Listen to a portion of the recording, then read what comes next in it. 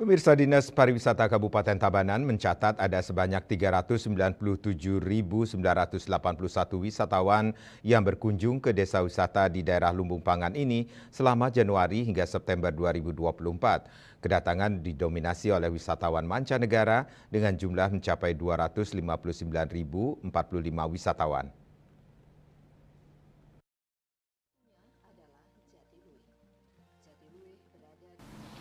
Dinas Pariwisata Tabanan mencatat per September 2024 ada sebanyak 29 desa wisata di Kabupaten Tabanan. Namun dari jumlah tersebut hanya beberapa yang mengantongi kliat jumlah kunjungan wisatawan.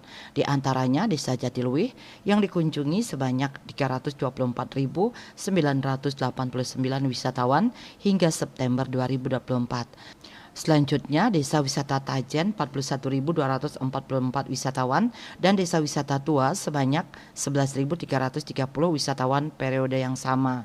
Kepala Bidang Promosi Dinas Pariwisata Tabanan, Iwayan Widiatmaja Esos mengungkapkan secara umum, kunjungan wisatawan ke desa wisata di Kabupaten Tabanan mengalami pertumbuhan positif searah dengan kedatangan wisatawan ke sejumlah daya tarik wisata DTW. Bercermin dari itu, prediksinya jumlah kedatangan wisatawan ke desa wisata hingga akhir tahun nanti akan mampu melampaui angka capaian tahun lalu yang sebesar 484.710 wisatawan. Hingga September lalu, jumlah kedatangan wisatawan ke desa wisata sudah mencapai 397.981 orang.